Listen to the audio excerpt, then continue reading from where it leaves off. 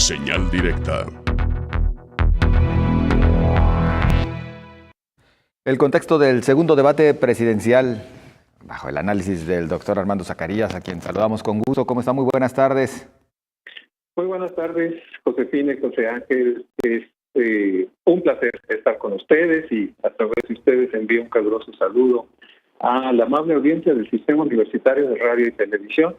Y efectivamente podríamos señalar que a lo largo de las semanas que transcurren y desde la apertura del periodo de campañas decretado por el INE, nos hemos visto sumamente abrumados por la propaganda política que en forma de spots ha logrado generar una presencia importante de los candidatos, principalmente los presidenciales, en esta carrera electoral en la que ahora, además de los medios electrónicos tradicionales, interviene como factor importante de tránsito de contenidos las redes sociales, que si bien han tenido su impacto desde hace años y como ejemplo el movimiento Yo Soy 132 de 2012, la diversificación y disponibilidad de la tecnología hacen intervenir en el proceso a actores y sectores diferentes de los que tenían intervención en otros procesos electorales. En 2012 rondábamos los 114 millones de habitantes y ahora estamos en alrededor de 120 millones. El crecimiento no solamente es cuantitativo, sino también es un crecimiento cualitativo de esta población que interviene y demanda diferentes tipos de servicios y tienen acceso a vías de información diferentes por la ampliación de vías para obtenerla.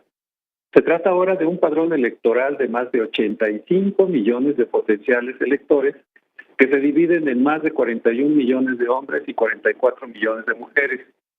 Un importante aspecto que se asocia a este nuevo universo poblacional es que de acuerdo con el INEGI, durante 2017 México acumulaba una cifra global de 71.3 millones de usuarios de Internet, lo que representa un 63% poblacional.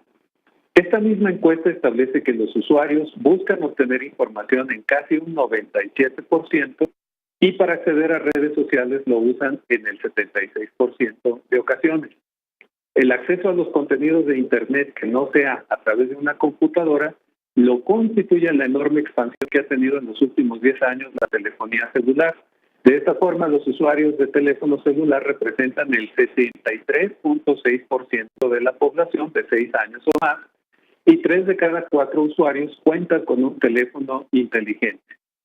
Finalmente, sobre este tema podemos señalar, de acuerdo con ese estudio, que el 68.5% de los cibernautas mexicanos tienen menos de 35 años.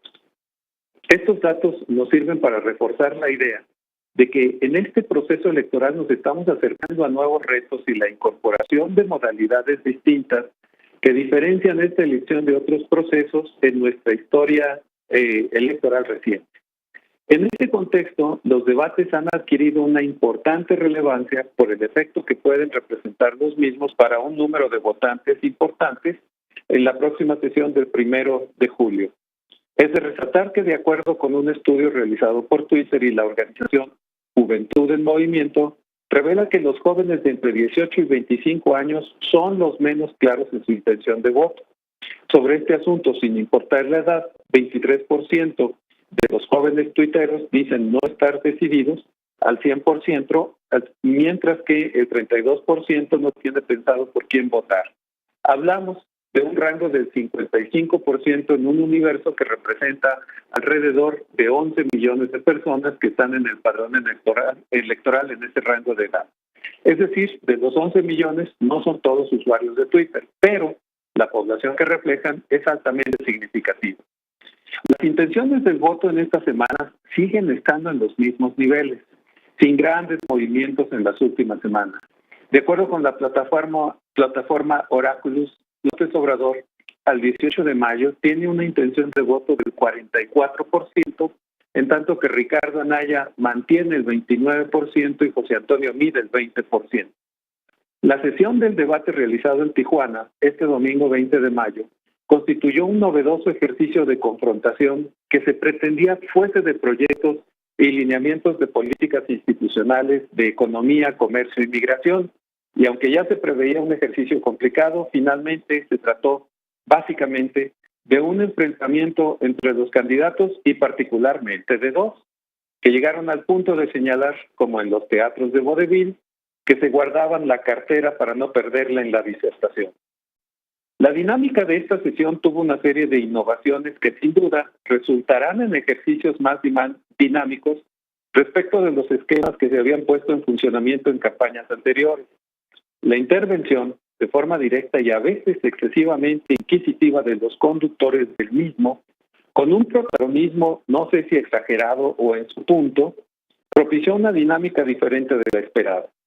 En esta sesión se puso a prueba la preparación de los candidatos, no solamente en los temas de fondo, sino en el manejo de los espacios mediáticos, pero igualmente de la formulación espontánea de respuestas sólidas, pues dejó al descubierto el hecho de que a mayor profundidad en los temas se intervenía con mayores banalidades. Uno de los temas que se planteó fue el de qué hacer directamente con el Tratado de Libre Comercio de América del Norte con un presidente como Donald Trump. Las respuestas no tuvieron la efectividad contundente que dibuje un escenario convincente ni en México ni para los mexicanos en Estados Unidos. Andrés Manuel López Obrador planteó que frente a ese escenario había que responder con autoridad moral que podría traducirse en autoridad política. Si bien constituye un excelente ejercicio de retórica como las ejercidas en su tiempo por López Portillo, ahora se requieren fórmulas menos abstractas y poéticas y más claras para entender el rumbo que requiere la economía del país.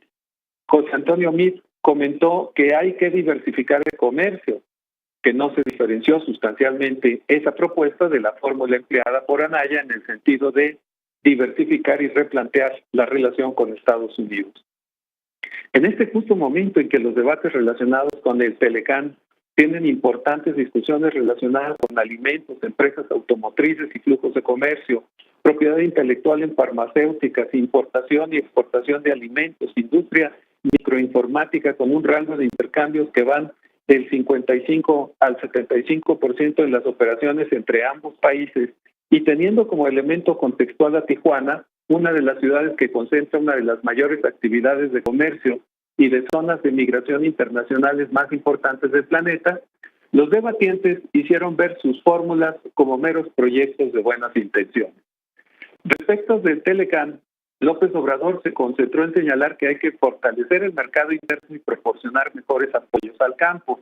Anaya propuso bajar a la mitad el impuesto al valor agregado en la zona fronteriza, en tanto que Meade propuso la receta de ampliar el horizonte de comercio y fortalecer la inversión, cerrando las brechas económicas de México. Definitivamente, dos visiones distintas entre el proteccionismo y la apertura comercial. La profundización de los temas se vio afectada por la serie de ataques, fundamentalmente entre Anaya y López Obrador. Los señalamientos llevaron a una cierta descompostura del candidato de Morena al señalar a Anaya como Riquín Canallín. Quizá un momento de hilaridad para algunos, pero se trataba del debate entre candidatos presidenciales mismos que en la gestión presidencial podrían tener reacciones de esta naturaleza, circunstancia que cambia totalmente el enfoque respecto de estos momentos anecdóticos. En el caso de José Antonio Meade, que a diferencia del anterior debate tuvo un desempeño más relajado, hizo mención de Margarita Zavala y felicitó al equipo Santos por su triunfo en el fútbol mexicano.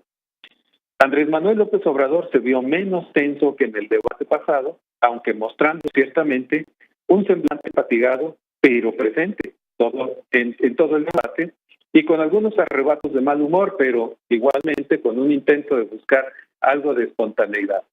Ricardo Anaya mantuvo en términos generales el manejo del desenvolvimiento en un espacio mediático que sí domina. Sin embargo, no tuvo la contundencia que lo caracterizó en el debate pasado. Jaime Rodríguez Calderón tuvo el papel esperado y cuyo momento quizás de mayor apogeo lo logró al propiciar que entre los tres candidatos se dieran la mano. Se trató en suma de un excelente ejercicio de presentación de los estilos personales de los candidatos, pero a diferencia de lo que señalaba don Daniel Cosío Villegas, no pudimos observar con claridad el esquema que al final de cuentas es el que nos interesa de sus líneas estratégicas de desarrollo de gobierno.